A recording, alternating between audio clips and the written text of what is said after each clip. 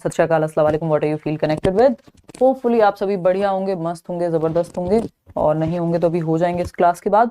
Hindi pedagogy हम लोग discussion करेंगे क्वेश्चंस का। 30 क्वेश्चंस होंगे। हिंदी पेडागोजी का मॉक टेस्ट है, लैंग्वेज 1 लैंग्वेज 2 इन सब का ध्यान रखते हुए। देखिए क्वेश्चन नंबर 1 फटाफट से पोल में जवाब देंगे, हम ऑलरेडी लेट हैं तो और समय नहीं लगाएंगे। जल्दी से बताइए क्वेश्चन नंबर 1 के बारे में आपका क्या ख्याल है। हिंदी पेडागोजी जहां भी पूछी जाती है, ऑफ कोर्स सीटेट के लिए तो ये है ही, हेल्पफुल रहेगा। क्वेश्चन नंबर 1 है, यदि भाषा सीखना एक स्वाभाविक प्रक्रिया नहीं है तब निम्नलिखित में से सबसे उचित विकल्प होना चाहिए। यानी भाषा सीखना, लैंग्वेज को लर्न करना या लैंग्वेज को सीखना नेचुरल प्रोसेस नहीं है, यदि हम ये मान के चल रहे हैं तो सबसे उचित विकल्प कौन सा होगा। यानी नेचुरल नहीं है, एफर्टफुल है, भाषा को एफर्ट कर करके सीखा जाता है, ये स्वाभाविक रूप से नहीं सीखी जाती। ये क्वेश्चन ने कहा है, मैं नहीं कह रही हूं, मैं कहूंगी स्वाभाविक सीखी जाती है। बट अगर ऐसा माना जाए तो 4 ऑप्शंस में से कौन सा बेहतर होगा। पहला ऑप्शन है भाषा प्रयास से सीखी जाती है, यानी एफर्ट करके सीखी जाती है। भाषा एक प्रणाली है, यानी एक सिस्टम है, इसमें भाषा अपने आप में अद्वितीय है। या फिर भाषा में, ये लिखा हुआ गलत है, अद्वितीय, भाषा में सदैव बदलाव होता रहता है, यानी चेंज होती रहती है। बताइए फटाफट से, अगर नेचुरल प्रोसेस में चेंज भी तो हो सकता है, तो ऐसा थोड़ी है कि अगर ये नेचुरल प्रोसेस नहीं है, यानी ये एक स्वाभाविक प्रक्रिया अगर है तो इसमें बदलाव नहीं हो सकता, ये थोड़ी कहेंगे। अद्वितीय है, बात कुछ और चल रही है, यहाँ पे कुछ और बात हो रही है। भाषा एक प्रणाली है, सिस्टम है एक, तो ऐसा थोड़ी है कि सिस्टम है तो फिर सिस्टम को स्वाभाविक रूप से नहीं सीखा जा सकता। अगर हम बात करें सूबों वाली जो 4 कौशल हैं भाषा के, सुनना, बोलना, पढ़ना और लिखना, तो क्या ये नेचुरल प्रोसेस नहीं है? क्या ये जो सिस्टम है या नियम है जो कि आपके नॉम चॉम्स्की भी कहते हैं, क्या वो स्वाभाविक रूप से नहीं सीखे जा सकते? सीखे जा सकते हैं, प्रणाली है तब भी। तो ये कहना तो गलत हो जाएगा, एक ही ऑप्शन सही बचता है, भाषा प्रयास से सीखी जाती है। यानी जब हम नेचुरल नहीं मान रहे इसको, नेचुरल का मतलब क्या है यहाँ पे? नेचुरल का मतलब है यहाँ पे कि स्वाभाविक प्रक्रिया। स्वाभाविक प्रक्रिया में क्या होगा? भाषा अधिग्रहण होगा, भाषा अर्जन होगा, जिसको नॉम चॉम्स्की कहते हैं कि हमारा जो दिमाग है, हमारे अंदर भाषा अधिग्रहण यंत्र है, कहीं इमेजिनरी ब्रेन में हमारे काल्पनिक है, और जिसके माध्यम से हम भाषा जो भी आसपास हमारे होती है, हमारा ब्रेन, हमारा जो दिमाग है उसको संग्रहित कर लेता है या अर्जित कर लेता है, और हम भाषा सीख जाते हैं बिना किताब के, बिना कॉपी के, बिना टीचर के। हम अपने माहौल से अपनी मातृभाषा को अर्जित कर लेते हैं।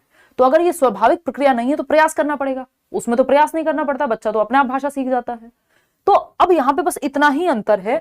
अगर हम देखें यहाँ कि भाषा अधिगम जो है, यानी भाषा सीखना कह लीजिए या अधिगम कह लीजिए, भाषा अधिगम लिखा हो या भाषा सीखना, कई बार सीखना अलग अलग तरह से यूज हो जाता है, अर्जन के लिए भी, ठीक। और अगर भाषा अर्जन लिखा है या फिर अधिग्रहण लिखा है, क्या लिखा है? अधिग्रहण लिखा है, ठीक है। तो यहां पे बस मेन डिफरेंस यही है कि सीखने में प्रयासरत रहना पड़ेगा, अभ्यास लगेगा, प्रयास लगेगा, एफर्ट लगेगा। वही जो अर्जन है, अर्जन मतलब आपने अर्जित कर लिया है ना, ये विरासत में मिलती है हमको एक तरह से अगर देखा जाए, ठीक। तो हमने इसमें कुछ खास एफर्ट किया नहीं है, हमें मिल गया है। तो अर्जन अधिग्रहण क्या है? स्वाभाविक है, इसमें कोई अलग से प्रयास नहीं करता, बच्चा अपने आप सीख जाता है। पहले तुतला के बोलेगा, कई बार गलत भी बोलेगा, जो उसने आसपास से सुना उसके ब्रेन में भरा, और आंतरिक क्षमता है मनुष्य में भाषा सीखने की, ये बात बाबा नॉम चॉम्स्की कहते हैं। तो ये भाषा अर्जन या अधिग्रहण क्या है? स्वाभाविक प्रक्रिया है। वहीं अधिगम जो है वो प्रयासरत या अभ्यासरत प्रक्रिया है, जिसमें आप स्किल्स, भाषा के जो कौशल हैं वो अलग अलग सीखते हैं, मतलब साथ में सीखते हैं, बट वो प्रक्रिया है, सीक्वेंस में आप सीख रहे हैं या एक साथ चल रहे हैं, दोनों ही चीजें होती हैं। व्याकरण सीखते हैं, भाषा का नियम सीखते हैं, आप स्कूल में टीचर का सहारा लेते हैं, ठीक। तो भाषा प्रयास से सीखी जाती है, ये बात है जो सपोर्ट करेगी इस कथन को कि एक स्वाभाविक प्रक्रिया नहीं है।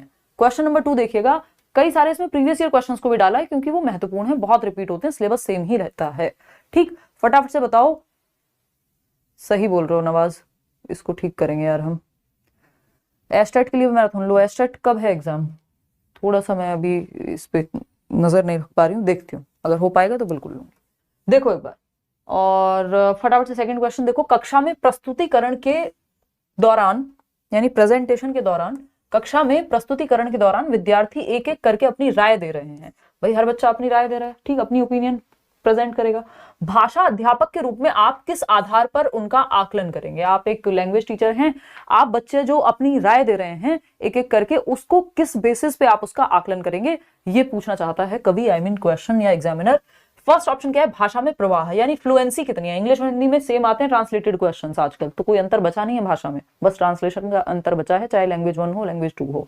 ठीक, तो भाषा में प्रवाह यानी फ्लुएंसी यानी प्रवाह से बोल रहे हैं या नहीं बोल रहे हैं, अटक अटक के बोल रहे हैं या प्रवाह से बोल रहा है बच्चा। हाँ, प्रस्तुतिकरण यानी प्रेजेंटेशन में ये बात बहुत महत्वपूर्ण है कि प्रवाह होना चाहिए, ये नहीं एक शब्द आज बोला दूसरा कल बोल दिया, या कोई प्रवाह ही नहीं है, फ्लुएंसी ही नहीं है बोलने में, शब्दों के बीच में या जिस तरह से बोला जा रहा है उसमें प्रवाह ही नहीं है। विषय वस्तु में निपुणता यानी जो विषय वस्तु है, जो भी कंटेंट है उस प्रस्तुतिकरण में, उसमें बच्चा निपुण है या नहीं है। अगर निपुण है तब तो अपनी बात को अच्छे से कह पाएगा, बात तो सही लग रही है। विभिन्न लेखकों के कथन यानी दूसरे लेखकों के कथनों को वो कोट कर पा रहा है या नहीं। या प्रस्तुतिकरण शैली, अब प्रस्तुतिकरण में जो शैली है, जिस तरह से वो जिस लहजे में पेश कर रहा है, वो भी तो महत्वपूर्ण है। तो यहाँ पे अलग अलग जवाब आप लोग दे रहे हैं। मेरे ख्याल में क्या मतलब, बोर्ड भी यही आंसर मानेगा। विभिन्न लेखकों के कथन से ज्यादा, अब यहाँ पे चारों का ऑप्शन है हमारे पास नहीं है, तो सबसे कमजोर हमें यही लग रहा था, इसको हटा देंगे। तो जहां पे भी थर्ड है वहां से हटा दो, सिंपल आंसर बच गया फर्स्ट, सेकंड और थर्ड। कैसे, भाषा में प्रवाह फ्लुएंसी इंपॉर्टेंट है प्रस्तुतिकरण में। विषय वस्तु में निपुणता अगर नहीं होगी तो बच्चा अपनी राय कैसे प्रस्तुत करेगा, ये बताओ आप। प्रस्तुतिकरण शैली, जिस लहजे में वो पेश कर रहा है, प्रेजेंटेशन स्टाइल जो है वो भी मैटर करेगा। विभिन्न लेखकों के कथन बेशक ना हो, क्योंकि वो अपनी राय दे रहा है, तो जरूरी नहीं है विभिन्न लेखकों के कथन वहां उतना महत्व रखें। तो फर्स्ट, सेकंड और fourth option is the right answer over here. आगे बढ़ेंगे, क्वेश्चन नंबर 3 देखिएगा और बताइएगा। अभिकथन और कारण को लेकर के सवाल है, देखते हैं। रागिनी चौबे, ये कैसा सवाल है? कह रही है ma'am CTET result hard copy कैसे मिलेगी? हार्ड कॉपी नहीं मिलती है अब, 2016 के बाद से यानी 2018 से डिजी लॉकर में ही सिर्फ आपका रिजल्ट विजिबल होता है। आप प्रिंट लेना चाहें मार्कशीट का वो एक अलग चीज है, वहां से निकलवाना चाहें अलग चीज है, लेकिन घर पे हार्ड कॉपी अब नहीं आती है। 2016 तक आती थी, दिसंबर 2018 वाले एग्जाम के बाद से हार्ड कॉपी नहीं आती है। ठीक, सीटेट रिजल्ट की ये वो जो मार्कशीट है आपकी, उसकी हार्ड कॉपी नहीं आती है।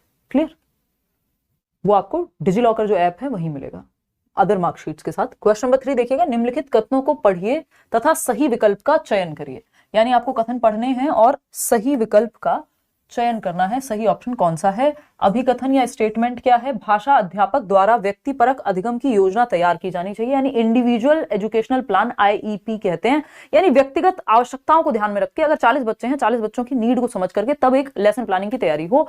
ये बात एकदम सत्य घटना पे ही आधारित है, एकदम सही है, ट्रू है। इसका रीजन क्या बताया है? नई भाषाओं के अधिगम से शिक्षार्थियों में विविधता होती है, यानी जब बच्चा नई भाषा सीखेगा तो डाइवर्सिटी आएगी। बात तो ये भी सही है, लेकिन क्या ये सीमा सचिन के लिए सही है? नहीं है, क्योंकि ये भी सही है, यानी सचिन भी सही है, सीमा भी सही है, लेकिन एक दूसरे के लिए यहां पे सही नहीं है ना। मतलब क्या कहने का कि ये दोनों स्टेटमेंट अपने आप में सही हो सकते हैं, लेकिन जरूरी नहीं है कि आर जो है ए का रीजन भी हो। समझ पा रहे हो बात को? तो नई भाषाओं के अधिगम से शिक्षार्थियों में विविधता होती है। भाई नई नई भाषाएं बच्चा जानेगा, अलग अलग भाषाएं बच्चे बोलते होंगे, विविधता होगी, डाइवर्सिटी होगी। लेकिन पूछा क्या था या बात क्या चल रही थी कि अध्यापक, जब भाषा अध्यापक द्वारा व्यक्तिपरक अधिगम की योजना तैयार की जानी चाहिए। क्यों? क्योंकि बच्चों को ध्यान में रखे, बच्चों की आवश्यकताओं का ध्यान रखा जा सकेगा। वो बात तो कारण में कही नहीं गई। तो ए भी सही है, आर भी सही है, लेकिन दोनों एक दूसरे के लिए सही नहीं है। आर ए की सही व्याख्या नहीं करता। B option is the right answer. बात सही है नहीं है? चलिए आगे बढ़ते हैं इसी बात पे। नेक्स्ट क्वेश्चन समझते हैं और पढ़ते हैं क्वेश्चन नंबर 4 को। देखिएगा क्या कहता है क्वेश्चन नंबर 4, फटाफट से देखिएगा। ये कहता है प्रधान अध्यापिका ने, यानी जो प्रिंसिपल हैं स्कूल में, भाषा अध्यापक को नए सत्र के लिए पाठ्य पुस्तकों तथा अन्य संसाधनों का चयन करने के लिए कहा। यानी जो आपका अदर टीचिंग लर्निंग मटेरियल है, चाहे वो चार्ट है, कोई अलग से कोई किताब आती है, कोई फ्लैश कार्ड है, कोई और कुछ दिखाना है क्लासरूम में, तो पुस्तक के साथ साथ बाकी सामग्री के लिए भी कहा। बात सही है या नहीं है? बताओ फटाफट से। सही है? क्लियर है बात यहां तक? हाँ, तो ये बात सही है। फिर अगर हम देखें, चयन करने के लिए कहा कि भाई चूज कर लो क्या क्या सामग्री इस्तेमाल करोगे किताब के साथ साथ, पुस्तक के साथ साथ, क्योंकि पुस्तक एकमात्र संसाधन नहीं है कक्षा में पढ़ाने का। इनका कई सारे संसाधनों में से एक संसाधन है, यानी text book is one of the resources available in the classroom. ठीक, इनका चयन करते समय निम्नलिखित में से एक प्रासंगिक नहीं है। क्या प्रासंगिक नहीं है या क्या कॉन्टेक्चुअल नहीं है, क्या उचित नहीं है? पहला है पुस्तकों और संसाधनों की अनुकूलता। ये तो सही बात है भाई, जो पुस्तक है और संसाधन है वो बच्चे के लिए हेल्पफुल होने चाहिए। सही है। बच्चों की अधिगम या अनुकूल होने चाहिए, बच्चे के स्तर के हिसाब से, बच्चे के लिए इन जनरल। ठीक, फिर आता है सेकंड ऑप्शन, बच्चों की अधिगम आवश्यकताएं और उन्हें आने वाली भाषाएं। बच्चे की नीड्स क्या है सीखने की, है ना, वो किस क्लास का बच्चा है, उस स्तर के हिसाब से आप किताबें और अदर मटेरियल चूज करते हो, ये बात भी सही है। विद्यार्थियों का क्या स्तर है, अगेन सेम बात, भाई उनका कॉग्निटिव स्तर क्या है, वो उनकी एज क्या है, सामग्री की अवधारणात्मक जटिलता और गहनता, ये यहाँ पे बिल्कुल भी सही नहीं है, ये प्रासंगिक नहीं है कि जो अवधारणात्मक, जो कॉन्सेप्चुअल कॉम्प्लेक्सिटी है और इंटेंसिटी है वो महत्वपूर्ण नहीं है कि कॉम्प्लेक्सिटी के बेसिस पे आप चूज कर रहे हैं या फिर कॉन्सेप्चुअली उसको कॉम्प्लेक्स बना रहे हैं, मुश्किल चीज ही चूज कर रहे हैं, ऐसा कुछ भी नहीं होना चाहिए। Fourth option is the right answer. जो गलत है वही सही है, क्योंकि पूछा ही गलत है, नहीं लिखा हुआ था। नहीं वाले क्वेश्चंस को थोड़ा सा ध्यान से करते हैं हम लोग सॉल्व। क्वेश्चन नंबर 5 देखिएगा, क्या कहता है क्वेश्चन नंबर 5, फटाक से देखेंगे। ये कहता है छठी कक्षा के कुछ विद्यार्थी सीखने की अक्षमता से पीड़ित हैं, यानी 6th क्लास के कुछ बच्चे हैं, लर्निंग डिफिकल्टी इनको आ रही है, लर्निंग डिसेबिलिटी एलडी है, कुछ भी हो सकता है, डिसलेक्सिया, डिसकैलकुलिया, डिसग्राफिया, आपका मॉर्फिया, कुछ भी हो सकता है। उस कक्षा के शिक्षक होने के नाते आप कक्षा को कैसे समावेशी बनाएंगे, आपको इंक्लूड तो हर बच्चे को करना है, इंक्लूसिव एजुकेशन यही कह रहे हैं ना, सभी के लिए शिक्षा, तो कैसे उसको इंक्लूड करेंगे। 6th क्लास की बात हो रही है। फर्स्ट ऑप्शन है उनका एक विशेष समूह बनाकर, यानी जिन बच्चों को लर्निंग डिफिकल्टी है उनके लिए एक अलग से ग्रुप बना देंगे, ये एबिलिटी ग्रुपिंग हो जाएगी, और ये आपको नहीं करनी होती है। जब इंक्लूसिव एजुकेशन की बात हो रही है तो इंक्लूसिव एजुकेशन का मतलब है हर एक बच्चा, हर तरह का बच्चा एक छत के नीचे सीख सके, ये नहीं उनको अलग थलग कर देंगे, सेग्रीगेट नहीं करना है। अलगाव प्रकृति के नियमों के खिलाफ है, इंक्लूसिव एजुकेशन, समावेशी शिक्षा में इसको स्वीकार नहीं किया जाता, तो अलगाव तो नहीं करेंगे हम कि अलग से इन्हीं का सिर्फ जिनको लर्निंग डिफिकल्टी है उनका अलग से ग्रुप बना दिया। जैसे ईशान अवस्थी था तारे जमीन पर में, तो ऐसे और 4 बच्चों का अलग ग्रुप बना दिया, फिर एक क्लास में पढ़ाने का फायदा क्या हुआ, फिर तो वो इंटीग्रेटेड एकीकृत शिक्षा हो गई, वो समावेशी शिक्षा नहीं कहलाएगी। सेकेंड ऑप्शन क्या है, विषय वस्तु को सामग्री की सहायता से प्रस्तुत करके, यानी जो कंटेंट है उसके मदद से आप बेसिकली जो टीचिंग लर्निंग मटेरियल है, चार्ट्स हैं या बाकी चीजें, उनकी सहायता लें। तो बच्चे को अगर मान लीजिए लिखने में दिक्कत है तो वो प्रिंटेड मटेरियल डिस्ग्राफिया है मान लीजिए, तो उसको देख करके वो हेल्प मिल जाएगी उसको, ये बात सही है, अलग तरीके आपने अपनाए। सी ऑप्शन है उन्हें कक्षा के अन्य सभी विद्यार्थियों के साथ मिलाकर, यानी जो अदर स्टूडेंट्स हैं क्लास के उनके साथ इंक्लूड करके रखेंगे, बात तो सही है। फिर आता है डी ऑप्शन, उन्हें कक्षा की जिम्मेदारियों में शामिल करके, हाँ भाई आपको इंक्लूड करना है हर बच्चे को, तो बी, सी और डी जो है हमें यहाँ सही लग रहा है। Fourth option is the right answer, इस हिसाब से fourth is the right answer. बात सही है नहीं, आप लोग अपने आप ही सही जवाब दे रहे हैं वैसे। आगे बढ़ते हैं क्वेश्चन नंबर 6 पर। ये क्या कहता है क्वेश्चन नंबर 6, क्वेश्चन नंबर 6 कह रहा है एक अध्यापक शिक्षार्थियों का नाम लिए बगैर उनके वाचन कौशल यानी और उच्चारण में कुछ गलतियों के उदाहरण देकर उनकी गलतियों के बारे में समझ बनाती है। ऐसा वह सप्ताह में एक बार करती है। वह अपने शिक्षार्थियों के वाचन कौशल व उच्चारण को सुधारने के लिए क्या करे, यानी जब बच्चा पढ़ रहा है तो वो किस तरह से उच्चारण करता है ना, उसका प्रोनाउंसिएशन कैसा है, या उसमें अगर सुधार करना है तो जो भी गलतियां बच्चे की उच्चारण में हो रही हैं वो हफ्ते में यानी सप्ताह में एक बार टीचर उस पर फीडबैक देती है। तो बताओ फिर क्या जवाब होगा इसका। क्या कर रही है टीचर, त्रुटि विश्लेषण कर रही है कि गलती ये है, गलतियों के बारे में समझ, उदाहरण देखिए, गलतियों के बारे में समझ बनाती हैं, ऐसा वह सप्ताह में एक बार करती हैं। वह अपने शिक्षार्थियों के वाचन कौशल व उच्चारण को सुधारने के लिए क्या कर रही हैं, क्या सुधारना है। अच्छा, त्रुटि वो बता रही हैं, त्रुटियों गलतियों के बारे में बात कर रही हैं, वो एरर्स के बारे में बात कर रही हैं, लेकिन पूछा क्या है, वाचन कौशल व उच्चारण को सुधारने के लिए क्या कर रही हैं, फीडबैक दे रही हैं।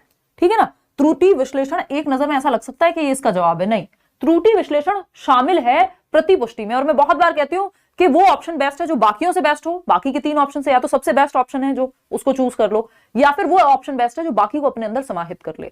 तो त्रुटि विश्लेषण ऑलरेडी ही फीडबैक में यहां शामिल हो चुका है। ठीक, उदाहरणों के माध्यम से उच्चारण का शिक्षण, उदाहरणों के माध्यम से नहीं, यहां पे त्रुटि का भी विश्लेषण कर रही है, फीडबैक दे रही है हफ्ते में एक बार। ठीक, संप्रेषण कौशल, कम्युनिकेशन स्किल, इसकी बात नहीं हो रही है, पूछा जा रहा है कि क्या कहलाएगा, तो ये प्रतिपुष्टि या फीडबैक देना कहलाएगा। आगे बढ़ेंगे क्वेश्चन नंबर 7 देखिएगा, लेखन की प्रक्रिया उपागम में क्या क्रम सम्मिलित है। यानी एक है आपका प्रक्रिया उपागम, दूसरा प्रोडक्ट कहते हैं उत्पाद उपागम, if I am not wrong तो हिंदी में। ठीक, प्रोडक्ट और प्रोसेस राइटिंग हिंदी इंग्लिश दोनों पेडागोजी में आता है। ठीक, बहुत बड़े रागनी। चलिए, तो यहां पे पूछा है प्रक्रिया उपागम, यानी लिखना सीखना है लिख करके। ठीक है, learning to write by writing itself. लेखन की प्रक्रिया उपागम में क्या क्रम सम्मिलित है, यानी प्रोसेस राइटिंग। अब इसमें पहले मंथन होगा क्योंकि प्रोसेस है ना, प्रोडक्ट में क्या होता है, पहले से एक परफॉर्मा है ना, और भाई यहाँ पे जो है एक लेटर मान लीजिए आप लिख रहे हैं, तो यहाँ सब्जेक्ट आएगा, यहाँ पे ये आएगा, यहाँ पे ये आएगा, यहाँ इसके इतने नंबर मिलेंगे, फिर लास्ट में थैंक यू लिख देंगे। वो एक प्रोडक्ट राइटिंग का पार्ट हो गया कि पहले से जो है एक सेटअप तैयार है आपका, स्टेप बाय स्टेप चीजें वहां गिवन है।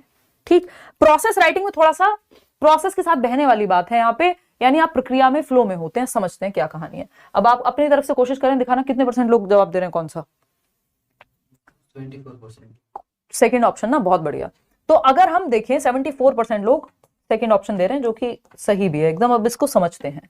अगर हम देखें, मानस मंथन किया जाता है पहले, जिसको आप एक तरह से कह सकते हो कि ब्रेनस्टॉर्मिंग इंग्लिश में, मस्तिष्क उद्वेलन। बैठ के बच्चे ग्रुप में मंथन कर रहे हैं कि अच्छा क्या लिखेंगे, किस बारे में लिखेंगे, क्या टॉपिक्स होंगे, सब अपने अपने विचार प्रस्तुत कर रहे हैं।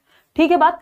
फिर आता है प्रारूपण, यानी अब आप एक ड्राफ्ट टाइप बनाते हैं कि ये प्रोसेस है, ऐसे ऐसे लिखा जाएगा। तो ये फर्स्ट हुआ। फिर सेकंड, देन आप आते हैं दोहराना, यानी अगर रिवीजन उसमें कुछ करना है, एडिटिंग, कुछ चेंजेस करने हैं, तो वो आप करते हैं। फिर आप प्रिंट के लिए भेजेंगे, प्रूफ रीड करके संपादन में आ जाएगी वो प्रोसेस। ठीक, तो second option is the right answer over here. ठीक है, आगे बढ़ेंगे नेक्स्ट क्वेश्चन पे। क्वेश्चन नंबर 8 देखिएगा। इंग्लिश पेडागोजी भी कराऊंगी यार, टेंशन ना लो। क्वेश्चन नंबर 8 क्या कहता है भाई? एक भाषा से दूसरी भाषा में जाना, यानी ट्रांस लैंग्वेज कह देते हैं इसको, ट्रांसलिंगुअलिज्म भी कहते हैं, के बारे में क्या सही नहीं है? नॉट राइट पूछा है। दूसरी एक भाषा से दूसरी भाषा, यानी कोड स्विचिंग बोलते हैं इसको, और ट्रांसलिंगुअलिज्म या ट्रांस लैंग्वेज बोल देते हैं।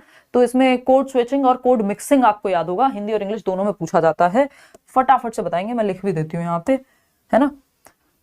तो एक भाषा से दूसरी भाषा में जाने के बारे में क्या सही नहीं है, पहले आप जवाब दीजिए, फिर हम इस पे आएंगे। ठीक है ना। नहीं, बैच में हुई थी, आज दोनों क्लासेस हुई थी भाई। तो भाषाओं के बीच अनुवाद यानी ट्रांसलेशन, एक ही, ये तो सही है भाई, अनुवाद होता है तभी तो ट्रांसलिंगुअलिज्म कह रहे हैं। एक भाषा से दूसरी भाषा में कई बार दूसरी भाषा के शब्दों को मिक्स करना होता है। एक ही बोली जाने वाली या लिखित अभिव्यक्ति में विभिन्न भाषाओं के शब्दों का मिश्रण, हाँ ठीक है। यह बहुभाषावाद को समुन्नत करता है, यानी बढ़ावा देता है, हाँ भाई ठीक है, क्योंकि मल्टीपल लैंग्वेज यूज हो रही है।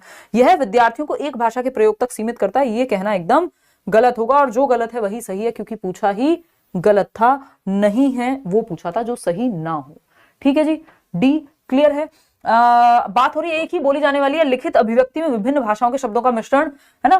तो इसमें कोड स्विचिंग और कोड मिक्सिंग की बात हो रही है। अगर हम देखें तो कोड स्विचिंग की बात हो रही है। कोड स्विचिंग क्या है? ये ट्रांसलिंगुअलिज्म में, यानी आप एक भाषा से दूसरी भाषा में जा रहे हैं, उसमें एक तो है कोड स्विचिंग, है ना, ये बहुत पूछा जा रहा है अभी हिंदी में भी और इंग्लिश में भी। और दूसरा है कोड मिक्सिंग। क्या है दूसरा? Code mixing. बात सही है या नहीं है? Code mixing. ठीक है। अगर हम देखें यहां तो कोड स्विचिंग में, मान लीजिए आप इंग्लिश में बात कर रहे थे, हिंदी में चले गए, ठीक है, स्विच कर लिया। कोड मिक्सिंग में आपने हिंदी में कुछ शब्द मिक्स कर लिए, जैसे मैंने अभी मिक्स बोला तो ये हिंदी भाषा में मैंने मिक्स कर लिए, तो दो भाषाओं के शब्द मिक्स हो रहे हैं वहां पे। ठीक है, इतनी बात क्लियर है। चलिए खैर आगे बढ़ते हैं नेक्स्ट पॉइंट पे। क्या कहता है नेक्स्ट पॉइंट? क्वेश्चन नंबर 9 देखिएगा और मुझे बताइएगा कि क्या पूछा है। आपसे मोटिवेशन मिलता है, अच्छा जी धन्यवाद, मेहनत भी कीजिए, सिर्फ मोटिवेशन गाड़ी नहीं खींचेगा, दोनों ही चीजें चाहिए।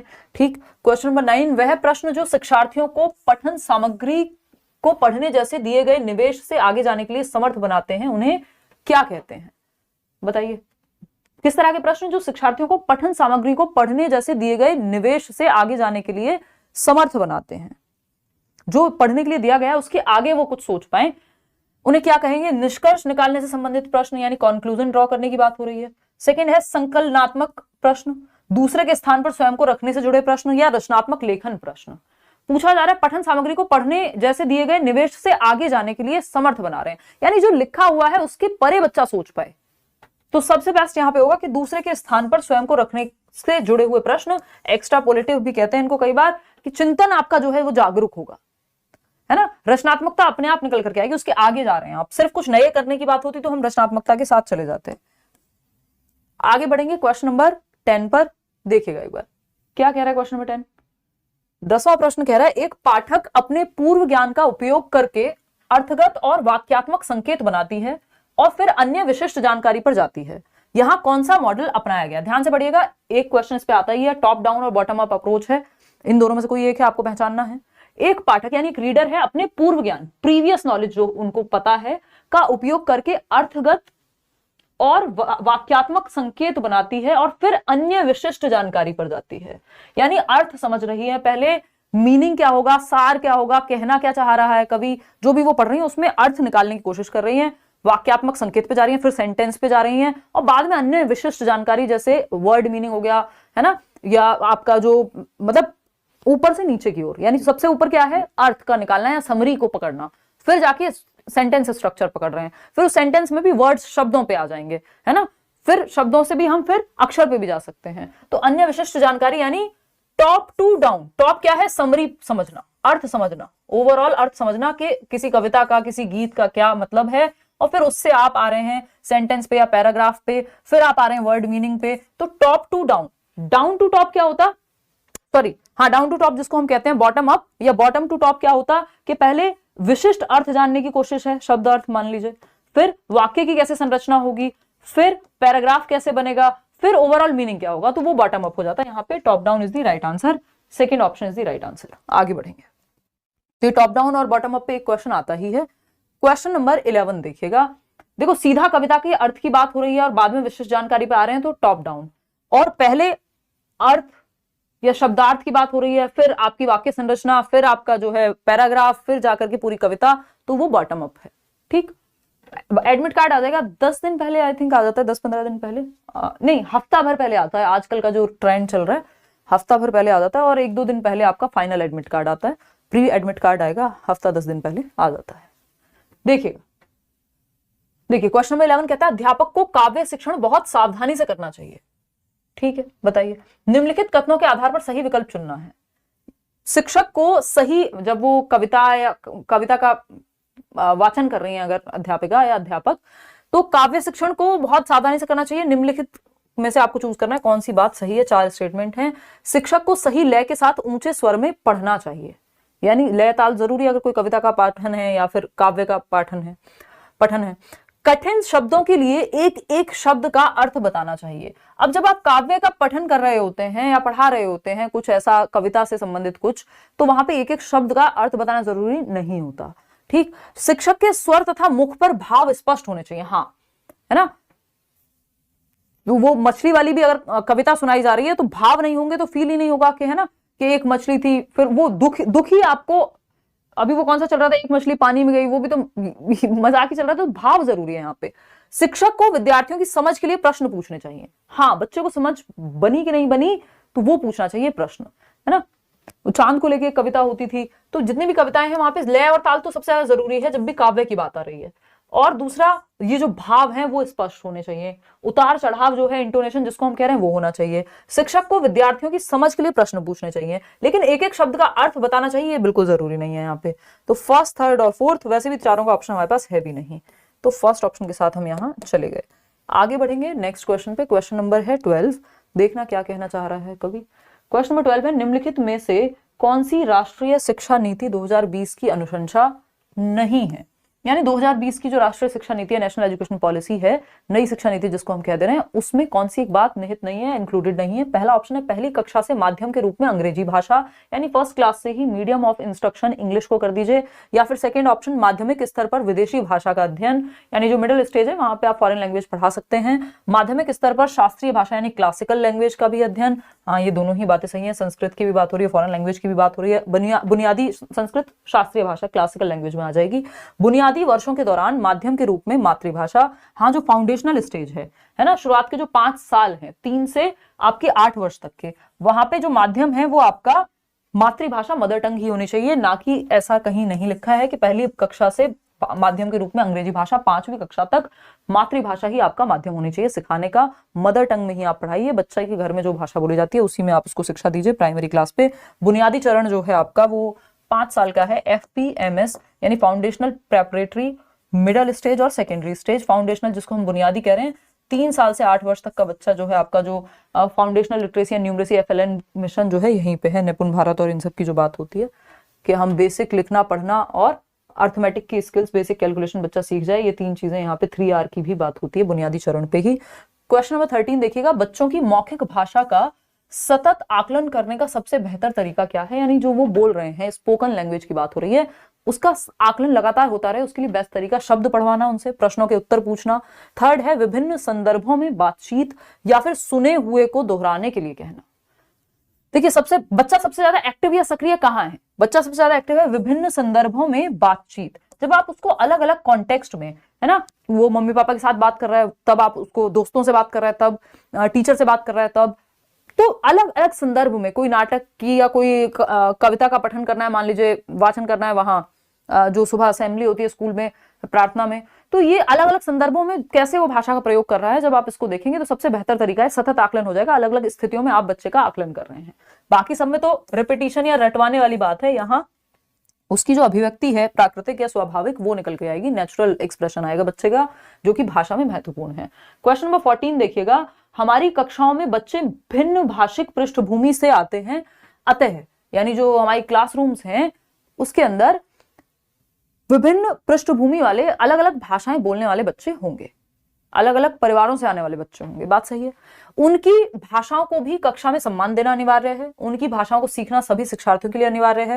भाई सब बच्चे दूसरे की मातृभाषा क्यों सीखेंगे, थोड़े बहुत शब्द सीख लिए, लेकिन ये कोई रूल थोड़ी है कि जो विभिन्न शिक्षार्थी हैं वो सभी शिक्षार्थियों के लिए अनिवार्य है, अनिवार्य नहीं है। वो अपने दोस्तों से, मान लीजिए किसी के घर में हिंदी बोली जाती है, उसके दोस्त के घर में पंजाबी बोली जाती है, 4 शब्द सीख लिए, बात अलग है, अनिवार्य नहीं है कि वो दूसरे की मातृभाषा सीखेगा। मातृभाषा में तो अपनी ही पढ़ाई होनी है। भाषा की पाठ्य पुस्तक में उनकी सभी भाषाओं के शब्द वाक्य होना अनिवार्य है।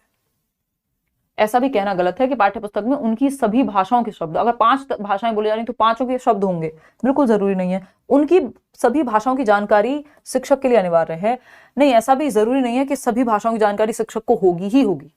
हमारी कक्षाओं में बच्चे भिन्न भाषिक पृष्ठभूमि से आते हैं, तो ये जानना, ये सबसे ज्यादा जरूरी है कि उनकी भाषाओं को भी कक्षा में सम्मान दिया जाए, ये महत्वपूर्ण है। शिक्षक के द्वारा भी, शिक्षक को नहीं भी आती भाषा तो सीखेगा, जरूरी नहीं कि पहले से आती होगी सारी भाषाएं शिक्षक को, तो 4th ऑप्शन इसलिए सही नहीं होगा, first option is the right answer. Question number 15 देखिएगा, क्या कहता है क्वेश्चन नंबर 15, फटाफट से बताइएगा।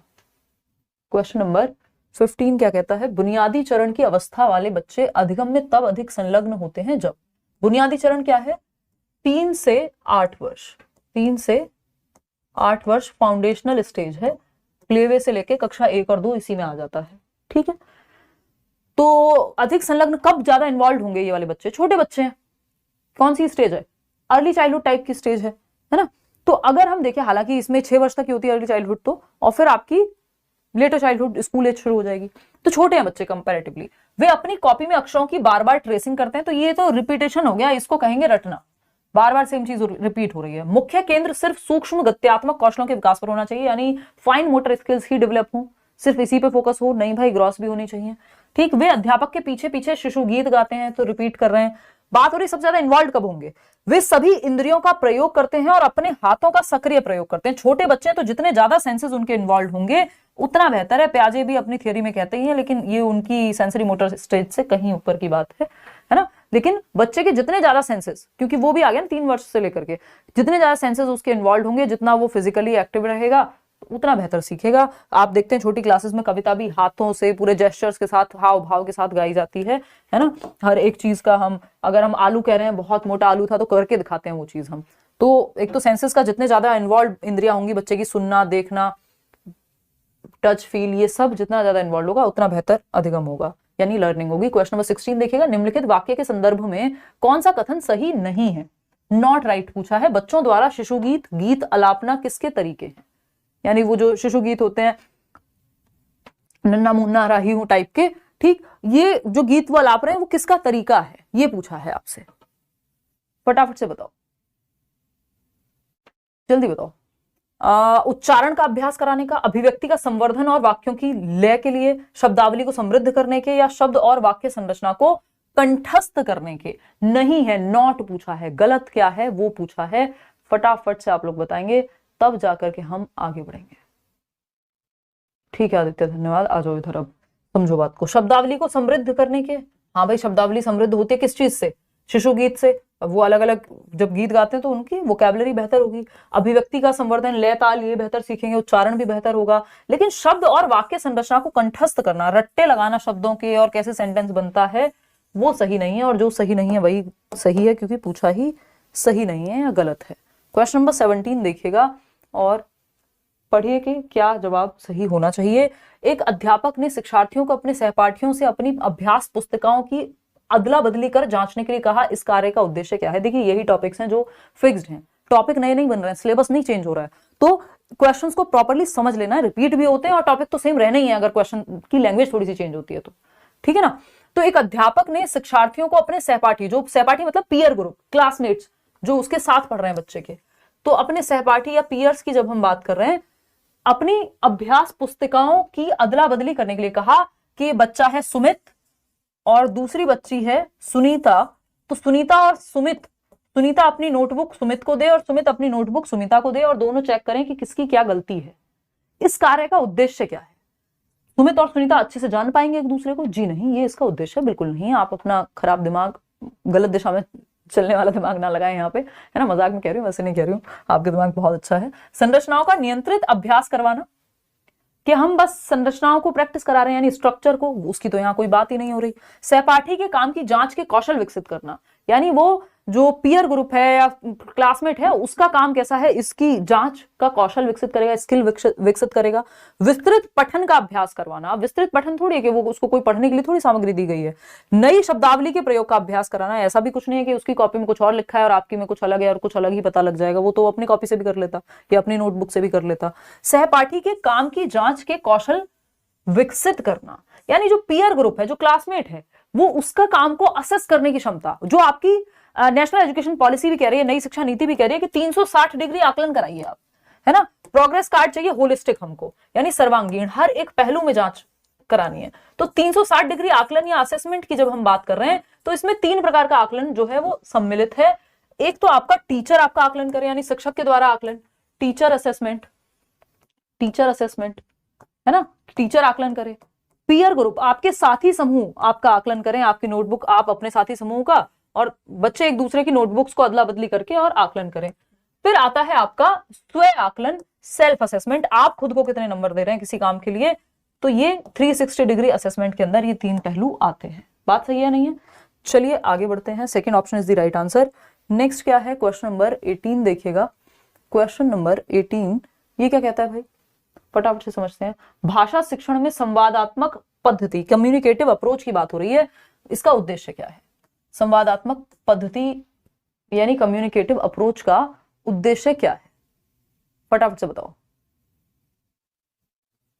करा देंगे, don't worry, language pedagogy. Exactly ma'am. चलिए विकास, अब आगे की बात बताइए फटाफट से। कम्युनिकेटिव अप्रोच का उद्देश्य क्या है? यानी भाषा शिक्षण में संवादात्मक पद्धति, यानी कम्युनिकेशन के माध्यम से भाषा को सिखाना, व्याकरण सिखाना नहीं, नियम थोड़ी, कम्युनिकेशन। भाषा नॉर्मल नेचुरल सेटिंग में स्वाभाविक रूप से जब बच्चे भाषा को कम्युनिकेट कर रहे हैं, बोल रहे हैं, सुन रहे हैं, बातचीत कर रहे हैं बेसिकली, तो छात्रों की बातचीत करने की क्षमता का विकास कराना कम्युनिकेटिव है। हाँ लगता तो है। निबंध लेखन, अगेन ये निबंध लेखन की बात हो गई, कम्युनिकेशन की बात हो रही है, यहाँ पे संवादात्मक पद्धति की बात हो रही है। शब्दकोश का उपयोग सिखाना, अब के मतलब वो जो आपकी डिक्शनरी है उसका कैसे प्रयोग करेंगे, नहीं, छात्रों की बातचीत करने की क्षमता का विकास करना, कि बच्चे की जो बोलने की, बातचीत करने की, कम्युनिकेट करने की, अपनी बात को कहने की, दूसरे की बात को सुनने की जो क्षमता है वो बेहतर होगी। संवादात्मक पद्धति से कम्युनिकेट करके जब आप भाषा सीखते हैं तो ये दोनों चीजें बेहतर होंगी। सिंपल। आगे बढ़ेंगे, क्वेश्चन नंबर 19, और ये बहुत ही स्वाभाविक तरीका है भाषा को सीखने का, नेचुरल तरीका है। क्वेश्चन नंबर 19 देखिएगा। हिंदी पढ़ाते समय प्राथमिक कक्षाओं में कविता पाठन का उद्देश्य क्या होना चाहिए? यानी आप पोइट्री या एक कविता है उसको रिसाइट करा रहे हैं, तो उसका उद्देश्य क्या होगा, इसका ऑब्जेक्टिव क्या है बताइए। कविता की व्याकरणिक संरचना सिखाना, कविता का भावात्मक अनुभव कराना, कविता को रटकर याद कराना, कविता के कठिन शब्दों को समझाना। देखिए इन सब के लिए कविता को पढ़ाना जरूरी नहीं है, ये आप पद्य की जगह गद्य भी अगर पढ़ा देते, है ना, कविता की जगह नॉर्मल कोई और पाठ होता उससे भी ये सब काम हो जाते, व्याकरणिक संरचना एंड ऑल। बट कविता का भावात्मक अनुभव करना, बच्चे जो है महसूस कर सकें, कविता का जो उद्देश्य है वो ये भी है कि आप महसूस कर सकें, कल्पना कर सकें, कल्पना शक्ति अच्छी हो, एंजॉय करे बच्चा कविता को और इमोशनली उसको कनेक्ट कर पाए उसके साथ। चलिए आगे बढ़ते हैं। क्वेश्चन नंबर 20 देखिएगा। बच्चों के लिए साहित्य के चयन में सबसे महत्वपूर्ण क्या होना चाहिए? यानी आप साहित्य का चयन कर रहे हैं, क्या पढ़ने वाले हैं, उसके लिए लिटरेचर में चूज करने के लिए सबसे महत्वपूर्ण क्या होना चाहिए? मनोरंजन, भाषा की कठिनाई, शिक्षण के उद्देश्य क्या है, या चित्र और कथा का मेल? बताइए। इसको हम कहते हैं कि चित्र समृद्ध सामग्री होनी चाहिए, या प्रिंट समृद्ध भी बोल देते हैं। चित्र और कथा का मेल होना चाहिए कि बच्चों के लिए साहित्य के चयन में, तो बच्चे हैं छोटे, हम ये मान के चल रहे हैं, तो मनोरंजन, भाषा की कठिनाई, शिक्षण के उद्देश्य, ये तो हो गई बेकार की बातें यहाँ पे, ठीक। चित्र और कथा का यदि मेल है तो बच्चे जब बुक्स में आपके प्रिंट होते हैं और जो उसमें लिखी हुई चीजें हैं, जो पिक्चर्स हैं, चित्र और कथा का मेल होना चाहिए, तो वो देख करके भी अंदाजा लगा लेते हैं और उनको इंटरेस्टिंग भी लगता है वो चैप्टर जिसमें वो पिक्चर्स देखते हैं कुछ कुछ होते हुए। क्वेश्चन नंबर 21 देखिएगा। 21वां सवाल क्या कहता है भाई, बच्चों में भाषा सीखने की स्वाभाविक प्रक्रिया क्या कहलाती है? फटाफट से बताइएगा। भाषा सीखने की स्वाभाविक प्रक्रिया यानी नेचुरल प्रोसेस की बात हो रही है। भाषा विकास कहलाएगी, व्याकरण अधिगम कहलाएगी, मातृभाषा अधिग्रहण या द्विभाषिकता? देखिए, भाषा सीखने की स्वाभाविक प्रक्रिया, नेचुरल प्रोसेस को भाषा अधिग्रहण कहते हैं। जो नेचुरल नहीं थी या जिसमें हम कह रहे हैं कि एफर्ट लगेगा, तो वो भाषा अधिगम थी, जिसमें प्रयास कर रहे थे हम। यहाँ पे नेचुरली हो रही हैं चीजें, मातृभाषा अधिग्रहण या अर्जन कहते हैं। यानी बच्चा जिस एनवायरमेंट में होता है, जो उसकी मातृभाषा है, जो उसके आसपास बोली जाती है, जो उसकी घर की भाषा है, वो उसको अर्जित कर लेता है बिना एफर्ट के, बिना किसी किताब कॉपी के, नेचुरली ही, स्वाभाविक रूप से। तो ये थर्ड ऑप्शन हो जाएगा। क्वेश्चन नंबर 22 देखिएगा और बताइएगा क्या कहता है, भाषा अनुभव दृष्टिकोण किस अधिगम सिद्धांत पर आधारित है? यानी लैंग्वेज को लेकर के जो एक्सपीरियंस की बात हो रही है वो किस अधिगम, देखो अनुभव, जहां अनुभव की बात आ गई इसका मतलब बच्चा एक्टिव है, एक्सपीरियंस की बात हो रही है। तो व्यवहारवाद एक्सपीरियंस की बात नहीं करता, ये तो रिवॉर्ड पनिशमेंट की बात करता है, दंड और पुरस्कार की बात करता है। रचनावाद बिल्कुल अनुभव की बात करता है, अर्थ निर्माण की बात करता है, बच्चे को सक्रिय रखने की बात करता है। और पियाजे और वाइगोस्की दोनों क्या हैं? रचनावादी ही हैं, है ना। तो बच्चे को एक्टिव रख के सिखाने की ही बात करेंगे। संरचनावाद तो स्ट्रक्चरलिज्म हो जाता है विलियम वुंट के समय का, ये जो है बिल्कुल भी अनुभववाद और उस सब पे नहीं। मानवतावाद अलग कहानी गाता है कि व्यक्ति की फ्री विल होती है एंड ऑल, वो यहाँ पे काम की नहीं है। तो सेकेंड ऑप्शन ही बचता है। क्वेश्चन नंबर 23 देखिएगा और जवाब दीजिएगा। भाषा अधिगम के संबंध में सही कथन का चयन करना है आपको। तो लैंग्वेज लर्निंग की बात हो रही है, अधिग्रहण की बात नहीं हो रही है, अधिगम की बात हो रही है, जो एफर्ट के साथ सीखा जाता है। भाषा अधिगम के लिए औपचारिक व्याकरण शिक्षण आवश्यक होता है कि औपचारिक रूप से आप व्याकरण पढ़ाएं? नहीं, आपको संदर्भ में व्याकरण पढ़ाना होता है। औपचारिक तरीका बहुत अच्छा नहीं है कि व्याकरण के अलग से नियम रटवा दो आप, तो इसको हम बहुत अच्छा नहीं मानते। ठीक, बच्चे अपनी भाषा सामाजिक वातावरण से स्वाभाविक रूप से सीखते हैं, ये बात भी सही है, लेकिन अधिगम की बात हो रही है। भाषा अधिगम एक स्वाभाविक प्रक्रिया नहीं होती, ये बनाई भी जा सकती है, ऐसा नहीं है। भाषा अधिगम केवल औपचारिक शिक्षा प्रणाली के माध्यम से होता है, ये कहना गलत होगा। तो भाषा अधिगम एक स्वाभाविक प्रक्रिया नहीं होती, ये भी कहना उतना सही नहीं है कि इसको सूबो पाली, जो सुनना बोलना पढ़ना लिखना, ये स्वाभाविक क्रम में ही चल रही है। बच्चे अपनी भाषा सामाजिक वातावरण से स्वाभाविक रूप से सीखते हैं, ये बात कहना पूरी तरह से गलत नहीं होगा मेरे ख्याल में। बाकी आप बताएंगे कितने लोग दे रहे हैं बी ऑप्शन? हाँ ठीक है, तो मतलब आप लोग सही दे ही रहे हैं ऑलरेडी। तो भाषा अधिगम के संबंध में सही कथन का चयन करना है। तो बच्चे अपनी भाषा सामाजिक वातावरण से स्वाभाविक रूप से सीखते हैं, ये बात कहना गलत नहीं होगा। और स्वाभाविक रूप से जब वो पढ़ने लिखने भी जा रहे हैं तो वो सूबो पाली, सुनना बोलना पढ़ना लिखना, ये भी तो स्वाभाविक ही है ना क्रम, है ना। तो ये कहना गलत होगा कि स्वाभाविक प्रक्रिया नहीं है। अधिगम भी एक स्वाभाविक प्रक्रिया ही है। वो उस तरह से पहला क्वेश्चन उन्होंने पूछा था कि वहां पे कोई और ऑप्शन हमारे पास बचता नहीं था और हमको बेस्ट ऑप्शन ही चूज करना होता है। क्वेश्चन नंबर 24 देखिएगा। हिंदी भाषा शिक्षण में समृद्ध वातावरण से आप क्या समझते हैं? यानी कॉन्ड्यूसिव एनवायरमेंट, बेहतर एनवायरमेंट, जो बच्चों को बेहतरी के लिए, आगे बढ़ाने के लिए प्रोत्साहित करे। व्याकरण की अच्छी पुस्तकें, व्याकरण महत्वपूर्ण नहीं है, संदर्भ में व्याकरण महत्वपूर्ण है। केवल परीक्षा का वातावरण, ये भी गलत है। जहां बच्चा सक्रिय है, एक्टिव है, वो बेस्ट है। बच्चों को हिंदी में सुनने, बोलने, पढ़ने और लिखने के अवसर देना, ये बात सही है। चारों ही कौशल सीखने के मौके नेचुरली मिल रहे हैं, स्वाभाविक रूप से। सिर्फ अभ्यास या परीक्षा या सिर्फ व्याकरण की बात नहीं हो रही। तो समृद्ध वातावरण वो है जहां सुनने, बोलने, पढ़ने, लिखने, चारों कौशलों को इस्तेमाल करने के मौके आपको मिले। तो थर्ड ऑप्शन ही बेस्ट हो जाता है। क्वेश्चन नंबर 25 देखिएगा एक बार। क्वेश्चन नंबर 25 क्या कहता है भाई? 25 ही था ये, ओके, नहीं, ये है 24 था। बच्चों की हिंदी पढ़ने की क्षमता में सुधार करने के लिए निम्नलिखित में से कौन सा अच्छा तरीका है? बताइएगा फटाफट से अधिक व्याकरण का अभ्यास कराना, ये कोई अच्छा तरीका नहीं है कि बार बार सेम चीज कराते रहो। उन्हें कहानियां पढ़ने के लिए प्रेरित करना, चलो थोड़ा बेहतर है। शब्दावली की सूची रटवाना, केवल पाठ्य पुस्तक से पढ़ाना नहीं भाई, बाकी जो शिक्षण अधिगम सामग्री है उसका भी प्रयोग करो। तो उन्हें कहानियां पढ़ने के लिए प्रेरित करना। तो बच्चा जब कहानी पढ़ता है तो वो सिर्फ पढ़ता नहीं है, वो पढ़ना भी सीख रहा है, वो कल्पना भी सीख रहा है, वो स्वाभाविक रूप से उस दुनिया में जाना भी सीख रहा है। तो कहानियां पढ़ना सीखना जो है नेचुरल है। यहाँ पे पढ़ने की क्षमता अपने आप सुधर जाएगी क्योंकि इंटरेस्ट आता है, उसमें चित्र भी होते हैं कहानी में साथ साथ। क्वेश्चन नंबर 26 देखिएगा। बच्चों के लिए हिंदी में शब्दावली विकसित करने का सबसे प्रभावी तरीका क्या है? यानी बात हो रही है वोकैबुलरी बिल्ड करने की हिंदी में, तो कौन सा तरीका बेस्ट है? उन्हें शब्दकोश का प्रयोग करना सिखाना, यानी डिक्शनरी का प्रयोग सिखा दो, व्याकरणिक नियमों का अध्ययन करा दो, विभिन्न संदर्भों में नए शब्दों का प्रयोग, या केवल रटने पर जोर। ये तीनों ही नेगेटिव बातें थी। जो बेस्ट है वो है विभिन्न संदर्भों में नए शब्दों का प्रयोग। ये जो संदर्भ शब्द है इसको तो दिमाग में आप बैठा लीजिए कि संदर्भ में सिखाना, यानी बच्चे के कॉन्टेक्स्ट, उसकी लाइफ से जोड़ के सिखाओ, चाहे व्याकरण हो चाहे वोकैबुलरी हो। जब वो बातचीत में सीखता है, कहानी पढ़ते हुए वोकैबुलरी या शब्दावली उसकी बेहतर होती है, वो हमेशा के लिए पक्की हो जाती है, अलग से नहीं रटवानी है। तो third option is the right answer over here. आगे बढ़ेंगे, क्वेश्चन नंबर 27 देखिएगा और बताइएगा क्या है। हिंदी शिक्षण में समेकित दृष्टिकोण यानी इंटीग्रेटेड अप्रोच का क्या अर्थ है, बताइए। पहला ऑप्शन है व्याकरण और रचनात्मक लेखन को अलग अलग सिखाना, यानी जब क्रिएटिव राइटिंग हो रही है व्याकरण के नियम में वो अलग अलग सिखाए जा रहे हैं। नहीं भाई, आप संदर्भ में व्याकरण सिखा सकते हैं, कोई चैप्टर पढ़ाते हुए, नॉर्मल लिखाते हुए, तो ये तो कहना गलत होगा। हिंदी को अन्य विषयों से अलग रखना, ये भी गलत है। इंटीग्रेटेड का मतलब ये साथ में जोड़ दिया है आपने विषयों को, कौशलों को, है ना।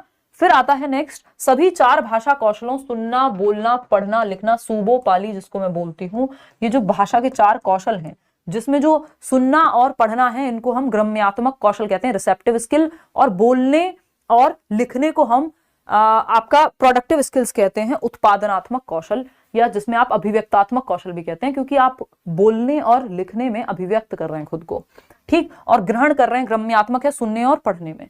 सूबो पाली, ठीक, को एक साथ विकसित करना, यानी सभी 4 भाषा कौशलों को एक साथ आप विकसित कर रहे हैं इंटीग्रेट करके, ये बेस्ट तरीका होता है। अगर क्रम पूछ ले आपसे तो सूबो पाली यही क्रम होता है, लेकिन और वो मनोवैज्ञानिक तरीका है। लेकिन अगर इंटीग्रेटेड अप्रोच की बात कर रहे हैं तो ये चारों एक साथ चल रहे होते हैं। ऐसा नहीं सुनना अलग से आइसोलेशन में सीख रहे हैं, बोलना अलग से सीख रहे हैं, सब साथ में ही है, ठीक। लेकिन क्रम पूछेगा तो क्रम यही होगा। क्रम में ही होते हैं तो कहना गलत होगा, सिर्फ क्रम में ही होते हैं ये कहना गलत होगा, साथ साथ होते हैं। केवल परीक्षा के, लेकिन क्रम पूछ रहे तो यही क्रम है, सूबो पाली। केवल परीक्षा के दृष्टिकोण से नहीं भाई, रट्टाफिकेशन हो जाएगा वो तो। आगे बढ़ते हैं क्वेश्चन नंबर 28 पे। हिंदी भाषा सिखाने के लिए आगमनात्मक विधि या प्रेरक विधि कह देते हैं कई लोग इसको, इंडक्टिव मेथड का अर्थ क्या है? इंडक्टिव और डिडक्टिव पे ये वो क्वेश्चंस हैं जो बहुत बार रिपीट होते हैं, रिपीटेडली आते ही आते रहते हैं। तो कोशिश यही की गई है कि पहले इनको अगर हम अच्छे से समझ लेंगे तो फिर आसानी होगी। देखिए, हिंदी एक आध सेशन ले लूंगी भाई मैथ्स पेडागोजी का अगर हो पाया तो, कमिटमेंट नहीं कर रही हूं। हिंदी भाषा सिखाने के लिए आगमनात्मक विधि इंडक्टिव मेथड का क्या अर्थ है? पहला है नियमों को पहले पढ़ाना और फिर उदाहरण देना। देखो, नियम पहले पढ़ाए जाते हैं निगमनात्मक विधि में, डिडक्टिव मेथड में, कि पहले संज्ञा की परिभाषा सिखाई गई और फिर जो है उसके उदाहरण दिए गए। इसको निगमनात्मक विधि कहते हैं, नियम से उदाहरण की ओर। निगमनात्मक से याद रखना, नियम, निगमनात्मक विधि, ठीक।